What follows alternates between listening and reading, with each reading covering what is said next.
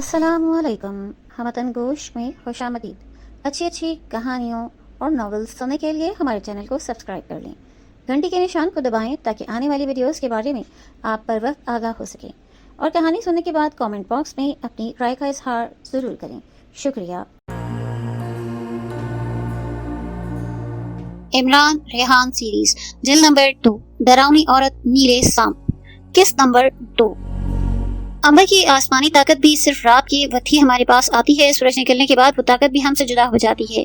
थियोसांग कहने लगा, ऐसा ही इस तीली अंगूठी के साथ भी होगा। रात के वक्त इसमें ताकत आएगी, लेकिन सूरज निकलने के साथ ये ताकत चली जाएगी। फिर तुम उंगली लगाकर किसी को छोटा नहीं कर सकते।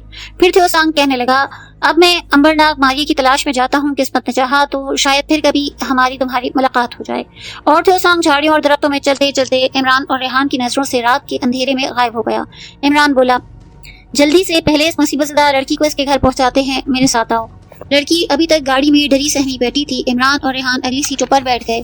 रेहान ने कहा, बहन फिक्र न करो, हम तुम्हें तुम्हारे घर छोड़ाते हैं। ये बताओ तुम्हारा घर कहाँ है? खौफजदा लड़की ने बताया कि वो फैसल टाउन में रहती है। वो अपनी सहेली के साथ घर के बाहर सैर कर रही थी कि इन गुंडों ने इसे उठाकर गाड़ी में डाल लिया।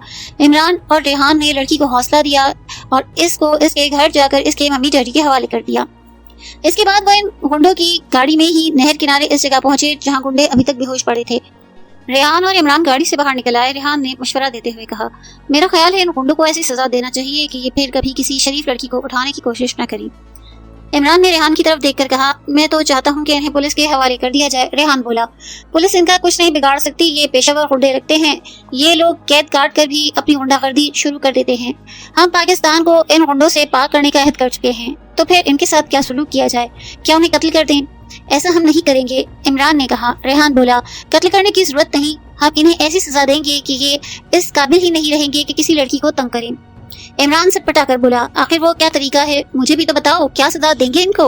रेहान ने इमरान की उंगली की तरफ इशारा किया और बोला, तुम्हारे पास थियोसांग की नीली अंगूठी है और अभी रात का वक्त है। हमारे अंदर अंबर की ताकत मौजूद है और इस अंगूठी में थियोसांग के खलाई माहौल का असर भी। हम इस अंगूठी की आजमाइश करेंगे।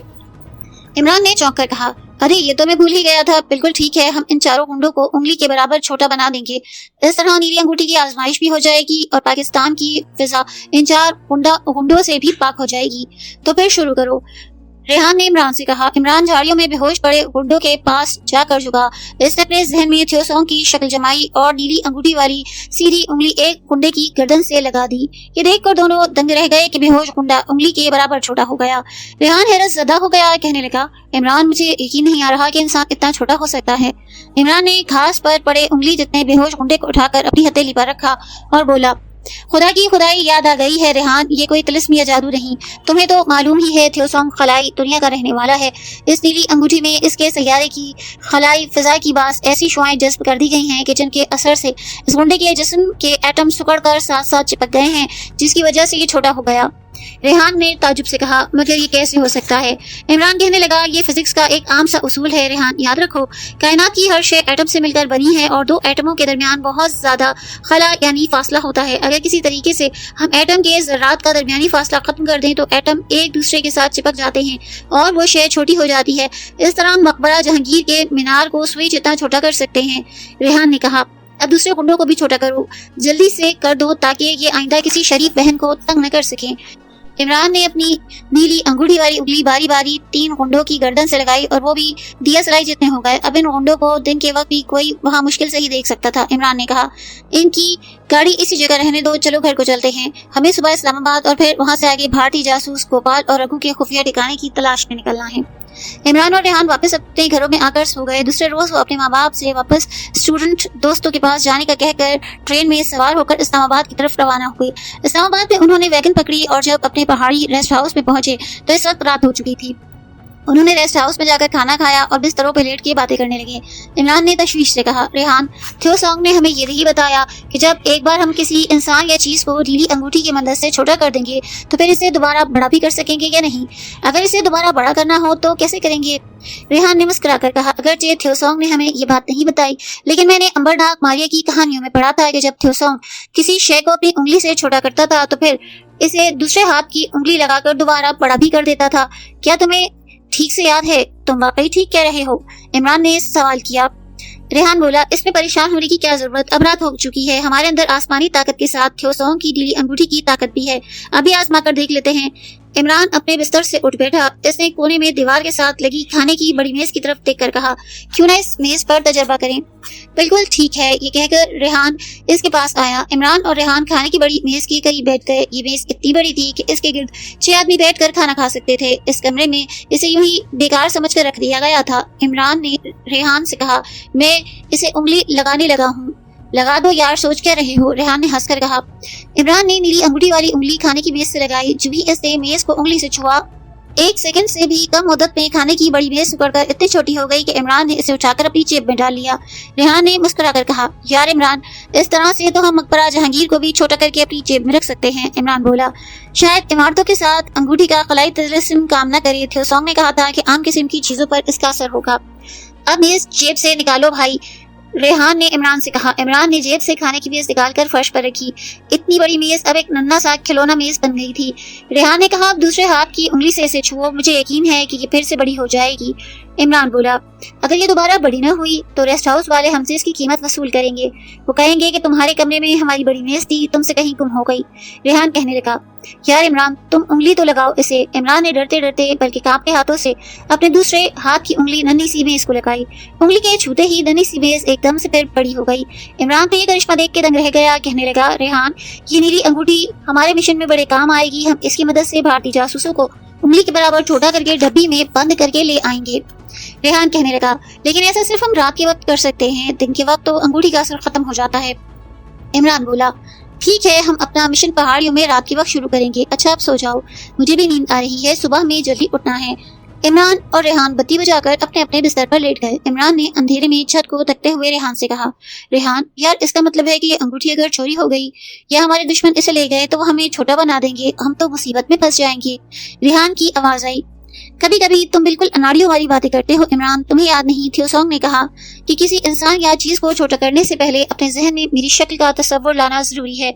अब अगर दुश्मन फर्ज कर भी लिया कि हमारी अंगूठी चुरा ले तो ये अंगूठी इसके लिए बेकार है। वो किसी भी चीज या इंसान को छोटा नहीं कर सकता क्योंकि वो थ्योसोंग की शक्ल का तस्वर अपने जहन में नहीं ला सकता, इसलिए इसने तो थ्योसोंग को देखा ही नहीं। हाँ अब समझा यार, मैं तो भूल गया था, अब सो जाओ। ये कहकर इमरान ने कंबल ऊपर लेकर आंखें बंद कर ली।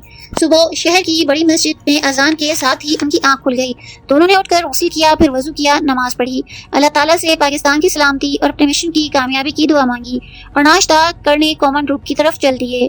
नाश्ते के बाद इमरान ने रेहान को कमरे में रहने के लिए कहा और खुद डिप्टी कमिश्नर से मुलाकात करके इसकी कोठी पर आ गया। डिप्टी कमिश्नर को इमरान और रेहान के शानदार कारनामे का इल्म हो चुका था। उन्होंने पाकिस्तानी जहाज को अगवा होने से बचा लिया था।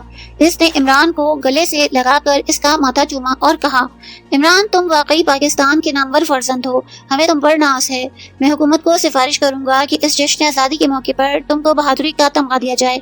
इमरान ने कहा, सर हम ये काम अपना कौमी फरीजा समझकर करते हैं, किसी इनाम या तमगे के लिए नहीं।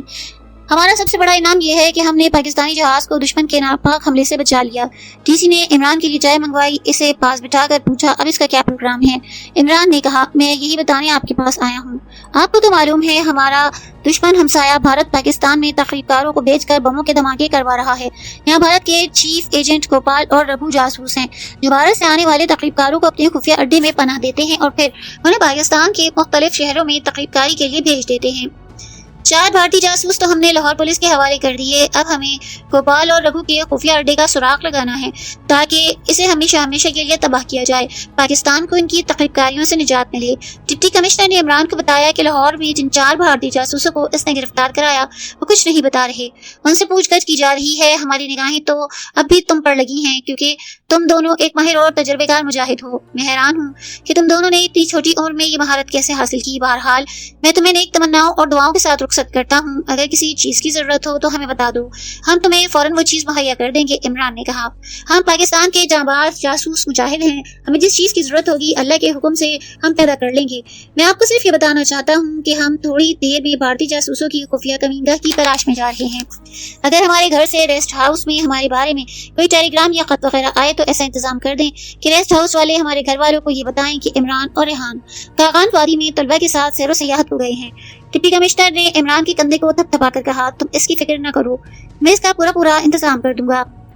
डिप्टी कमिश्नर की निगाह इमरान की उंगली में पड़ी थ्योसान की नीली अंगूठी पर बार बार पड़ रही थी। आखिर डीसी से रहा न गया, इसने पूछ लिया, इमरान ये नीली अंगूठी तुमने कहाँ से ली? पहले तुम आए थे तो तुम्हारी उंगली में ये अंगूठी नहीं थी, क्या ये कोई खास अंगूठी है?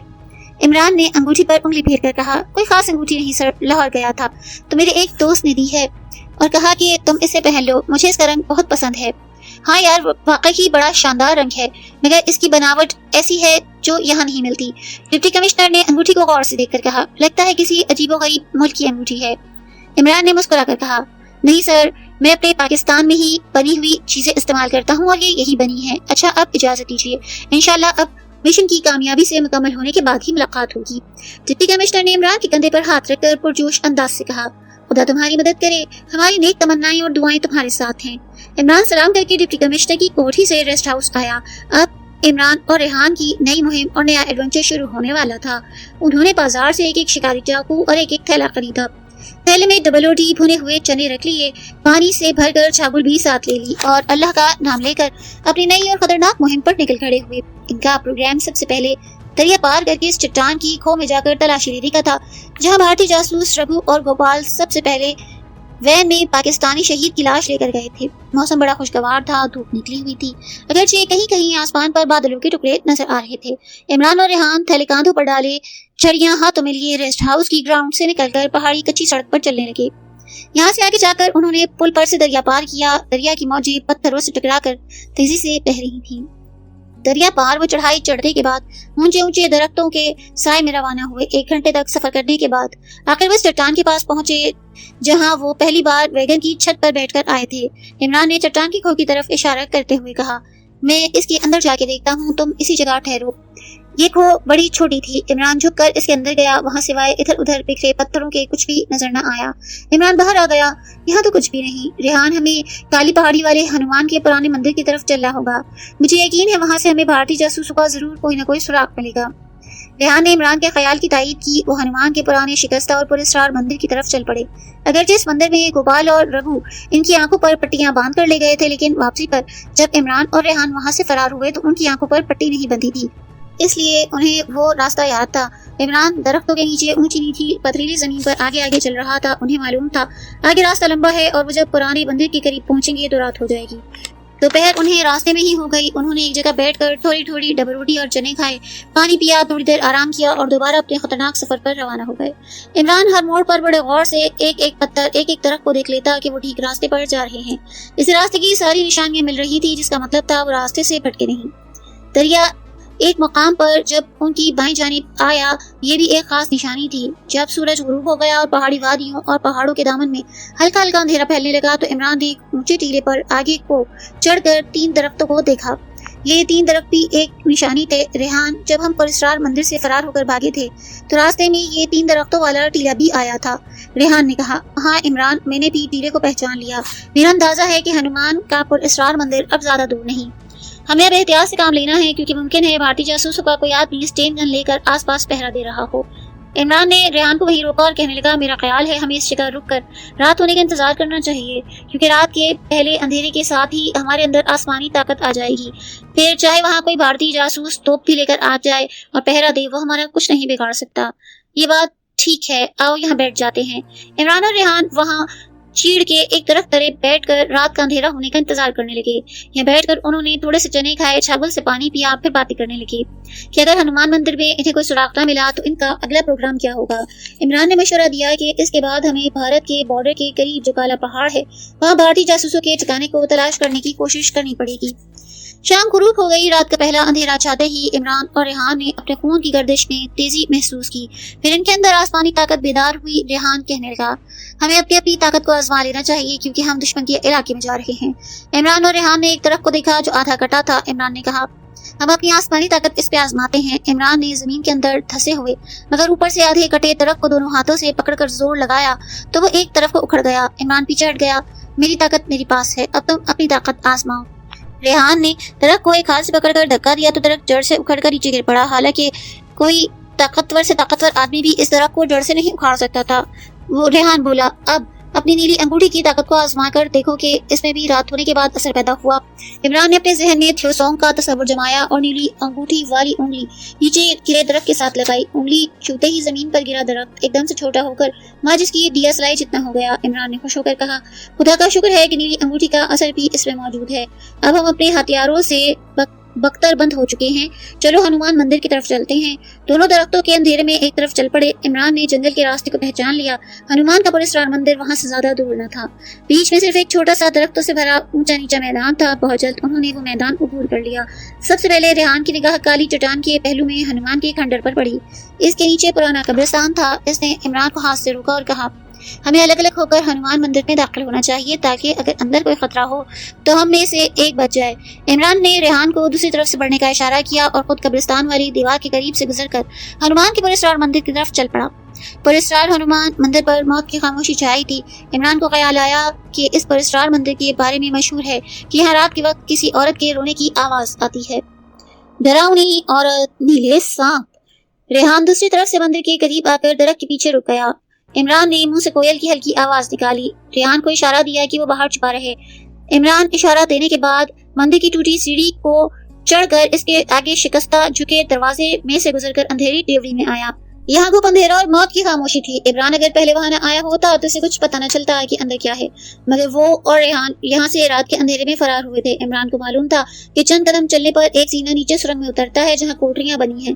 इन कोठरियों के दरवाजे तोड़कर इमरान और रेहान रात के अंधेरे में फरार हुए थे। इमरान इस जीने तक पहुंच गया जो नीचे सुरंग में जाता था। इसने नीचे कान लगाकर सुना। नीचे गहरी खामोशी थी, किसी की आवाज नहीं आ रही थी। इस ख्याल से इमरान का हौसला बुलंद हुआ कि इसके पास दो जबरदस्त ताकतें हैं। एक इसकी आसमानी ताकत जो इसे मौत से बचा सकती है और दूसरी नीली अंगूठी की ताकत जिसकी मदद से वो किसी भी इंसान या चीज को उंगली लगाकर बहुत छोटा बना सकता है। रेहान भी मुतमईन था, अगरचे इसके पास सिर्फ आसमानी ताकत थी मगर ये कोई मामूली ताकत न थी। वो मंदिर के करीब दरख्त के पीछे छुपा मंदिर की तरफ अंधेरे में आंखें फाड़ फाड़ कर देख रहा था। इसने इमरान को मंदिर के अंदर जाते देख लिया। अब वो इसके बाहर आने या कोयल की आवाज के इशारे का बेताबी से इंतजार कर रहा था। वो भी सोच रहा था कि इसे फिजा में कोयल की धीमी आवाज सुनाई दी। ये इमरान की तरफ से इशारा था कि सब ठीक है, आ जाओ। रेहान दरख्त के पीछे से निकलकर मंदिर की तरफ बढ़ा। रेहान को भी ख्याल आया कि इस पुरस्कार मंदिर के बारे में मशहूर है कि ये आसिबी मंदिर है। यहाँ आधी रात को किसी औरत के रोने की आवाज आती है। रेहान के दिल में एक खौफ जरूर पैदा हुआ मगर दूसरे ही लम्हे ये सोचकर रेहान ने इस खौफ को झटक दिया कि इसके अंदर आसमानी ताकत है, इसका कोई कुछ नहीं बिगाड़ सकता। इमरान मंदिर की डेवड़ी के अंदर अंधेरे में नीचे जाते जीने के पास खड़ा था। इसने रेहान को सरगोशी में कहा, यहाँ भारतीय जासूस नहीं है, मेरा ख्याल है नीचे चलकर सुरंग वाली कोठरियों में देखते हैं, शायद वहाँ इनका कोई एजेंट हो। रेहान का दिल जाने क्यों नीचे जाने को नहीं कर रहा था मगर इसने अपनी इस झिझक और डर को दिल में छुपे रहने दिया और इमरान के पीछे पीछे जीना उतरकर सुरंग के अंधेरे में आ गया। उन्होंने एक दूसरे का हाथ थाम रखा था और फूंक फूंक कर कदम उठाते सुरंग की दीवार के साथ साथ आगे बढ़ने लगी। वो कोठरी आई जिसका दरवाजा इमरान ने आसमानी ताकत आने के बाद तोड़ा। इसके बाद रेहान की कोठरी का दरवाजा आया जो टूटा हुआ था। इमरान और रेहान रुक गए। इमरान ने दीवार के साथ लगकर गहरा सांस लेते हुए सरगोशी की। रेहान, ये टूटे दरवाजे अभी तक वैसे ही हैं। यहाँ कोई दूसरा सामान नहीं नजर आता। भारतीय जासूस भी इधर नहीं आए। रेहान जो न जाने क्यों मंदिर की आसेबी फिजा से पहले ही डरा था, जल्दी से सरगोशी में बोला, हाँ यहाँ कोई नहीं, मेरा ख्याल है हमें बाहर चलकर देखना चाहिए। इमरान ने कहा, चलो। और वो दोनों आसेबी डरावनी सरवंग का जीना चढ़कर मंदिर की डेवड़ी में आए। रेहान बोला, मेरा ख्याल है इस मंदिर में ठहरने के बजाय हम वो सामने दरख्तों के पास अंधेरे में बैठकर रात गुजारते हैं। अगर कोई जासूस इधर आया तो हमें पता चल जाएगा, फिर हम छुपकर इनकी बातें सुन लेंगे। इमरान को रेहान का मशवरा पसंद आया और वो मंदिर से निकलकर सामने दरख्तों में जाकर छुप के बैठ गए। इनकी नजरें अंधेरे में इस कच्ची पगडंडी पर लगी थी जो मंदिर की तरफ जाती थी, जिस पर गहरा अंधेरा था और खामोशी छाई थी। जाने क्यों रेहान के मुंह से निकल गया, इमरान, क्या सचमुच आधी रात को इस मंदिर से किसी औरत के रोने की आवाज आती है? इमरान ने कहा, मैंने तो पहले कभी ये आवाज नहीं सुनी, अगर आए तो सुन लेंगे। सुनने में क्या हर्ज है? रेहान दबी जबान में बोला, कहते हैं कि वो आवाज बड़ी ही डरावनी होती है। इमरान ने कहा, वो होती होगी डरावनी तो हमारा क्या बिगाड़ लेगी? हम तो मुसलमान हैं और खुदा के सिवा किसी और से नहीं डरते। इस वक्त तो हमारे अंदर आसमानी ताकत भी मौजूद है। रेहान को काफी हौसला हुआ। दोनों धीमी आवाज में बातें कर रहे थे। इनके इर्द गिर्द मौत की खामोशी और खूब अंधेरा छाया था। रेहान कहने लगा, इस मंदिर का नाम हनुमान मंदिर क्यों है? इमरान ने कहा, مجھے کچھ معلوم نہیں، مگر میں نے سنا ہے کہ ہنومان ہندوؤں کا کوئی دیوتا ہے جس کا چہرہ تو بندر کا ہے مگر باقی دھڑ انسان کا۔ اس کے پیچھے سے ایک لمبی دم بھی نکلی ہے، ہندو لوگ اس کی پوجا کرتے ہیں، مگر ہمیں ان سے کیا، آپ خاموشی سے بیٹھے رہو۔ ریحان چپ ہو کر بیٹھ گیا۔ جنگل کا اندھیرا سنسان تھا، درختوں کے پتے جیسے ایک دوسرے سے سرگوشیاں کر رہے تھے، ہوا بھی خنک تھی۔ انہیں کچھ معلوم نہ ہو سکا کہ رات کتنی گزر گئی ہے۔ بیٹھے بیٹھے ان کی آنکھیں بوجھل ہونے لگیں۔ عمران نے ریحان سے کہا، میرا خیال ہے کہ ہمیں تھوڑی دیر سو جانا چاہیے، پہلے میں تھوڑا آرام کر لیتا ہوں، پھر میں جاگوں گا اور تم آرام کر لینا۔ ریحان نے کہا، ٹھیک ہے تم سو جاؤ، میں جاگ رہا ہوں۔ دن بھر کی تھکاوٹ تھی، عمران نے آنکھیں بند کی تو اسے نیند آ گئی۔ عمران گہری نیند سو گیا، ریحان جاگ رہا تھا۔ پہلے تو عمران سے باتیں کر رہا تھا، اب عمران سو گیا تو ریحان کی آنکھیں بھی بوجھل ہونے لگیں۔ اس سے بھی نیند نے آن گھیرا۔ ریحان نے بہت کوشش کی کہ وہ نہ سوئے، مگر نیند آخر نیند ہوتی ہے، اور پھر نوجوانی کی نیند پر تو آدمی کو اختیار نہیں ہوتا۔ ہزار کوشش کے باوجود ریحان نیند کا مقابلہ نہ کر سکا اور اس کی آنکھیں بوجھل ہونے لگیں اور وہ اونگتے اونگتے سو گیا۔ ان دونوں کو کچھ معلوم نہیں تھا کہ ایک آسیبی ہوا نے انہیں سونے پر مجبور کیا، ورنہ عام حالات میں انہیں اس طرح کبھی نیند نہیں آئی، اور خاص طور پر جب دونوں کے اندر آسمانی طاقت موجود ہو تو نیند ان سے دور دور رہتی تھی۔ لیکن ایک خاص آسیبی ہوا کا اثر تھا، اور یہ آسیبی ہوا کا بوجھل کوہر آلود جھونکا ہنومان کے مندر کی اندھیری ڈھیوڑی سے نکل کر ان کے پاس آیا۔ کوہر آلود آسیبی ہوا کے جھونکے میں جادو کا اثر تھا۔ اس جھونکے کا کام یہی تھا کہ کسی طرح ان دونوں لڑکوں کو گہری نیند سلا دے۔ اس سے زیادہ آسیبی جھونکا ان کا کچھ نہیں بگاڑ سکتا تھا، کیونکہ اس وقت ان دونوں میں انبر کی دی ہوئی زبردست آسمانی طاقت تھی۔ اس وقت جنگل کی خاموشی میں ایک عورت کے رونے کی ڈراؤنی آواز بلند ہوئی۔ اگر عمران اور ریحان جاگ رہے ہوتے تو اپنی آسمانی طاقت کے باوجود اس آواز کو سن کر ایک بار تو ضرور ڈر جاتے۔ یہ آواز بے حد آسیب زدہ اور خوف طاری کر دینے والی تھی۔ اس آواز کو سنتے ہی درختوں کے پتے بھی چپ ہو گئے، چلتی ہوئی ہوا بھی رک گئی، ستاروں نے بھی جیسے اپنی آنکھیں بند کر لی۔ یہ آواز ایسی تھی جیسے کسی عورت کا جسم آہستہ آہستہ کاٹا جا رہا ہو، جیسے کوئی بدقسمت عورت کو خونی دلال کا سانپ آہستہ آہستہ اپنے حلق میں نگل رہا ہو۔ یہ آواز ہنومان کے آسیبی مندر کی طرف سے آ رہی تھی۔ آواز 3 بار بلند ہو کر خاموش ہو گئی، سارے جنگل پر موت کا سناٹا چھا گیا۔ پھر ہنومان کے پراسرار مندر میں ہلکی سی روشنی ہوئی۔ یہ روشنی ایک موم بتی کی تھی جس کو ایک کالے جسم والی عورت اپنے ہاتھ میں اٹھائے آہستہ آہستہ ہنومان کے مندر کی طرف جا رہی تھی۔ اس عورت کے جسم پر صرف ایک دھوتی تھی، اس کا سارا جسم کالا سیاہ تھا، الجھے ہوئے سیاہ بال بکھرے تھے، نیلی آنکھوں سے چنگاریاں پھوٹ رہی تھیں، وہ رینگ رینگ کر چل رہی تھی جیسے اس کے پاؤں زخمی ہوں۔ مندر کی ڈیوڑی میں آ کر اس عورت نے اپنے منہ سے وہی ڈراؤنی آواز نکالی جو اس سے پہلے 3 بار جنگل میں گونج چکی تھی۔ موت کا سناٹا طاری ہو چکا تھا۔ کالی عورت ڈیوڑی کا زینہ اتر کر نیچے سرنگ میں آئی۔ موم بتی کی روشنی میں عورت کا چہرہ بھیانک اور ڈراؤنا لگ رہا تھا، اس کا سایہ اس کے پیچھے پیچھے چلا آ رہا تھا۔ سرنگ کے کونے والی کوٹری کے پاس آ کر آسیبی عورت رک گئی۔ کوٹری کا دروازہ بند تھا۔ اس کی چیخ کی ڈراؤنی آواز پر دروازہ اپنے آپ کھل گیا۔ کوٹری میں اندھیرا تھا، یہاں سے کوہر آلود ہوا کا جھونکا نکلا اور اس نے آسیبی عورت کو اپنی لپیٹ میں لیا۔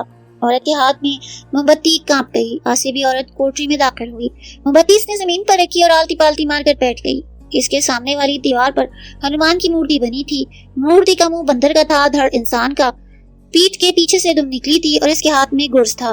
یہ ہنومان کی مورتی تھی۔ آسیبی عورت نے اپنے حلق سے 3 بار وہی ڈراؤنی آواز نکالی، پھر خرخراتی ڈراؤنی آواز میں ہنومان کی مورتی کو پکارا، ہنومان میں بھارت ماتا تیرے پاس آئی ہوں، پتھر کی دیوار سے نکل کر مجھ سے بات کر۔ بھارت ماتا کی آواز پر دیوار میں لگی ہنومان کی مورتی میں حرکت پیدا ہوئی۔ سب سے پہلے اس کی دم ہٹی، پھر اس نے اپنا بندر والا چہرہ بھارت ماتا کی طرف گھمایا اور آنکھیں کھول دی۔ اس کے بعد کیا ہوا جاننے کے لیے سنیے قسط نمبر 3۔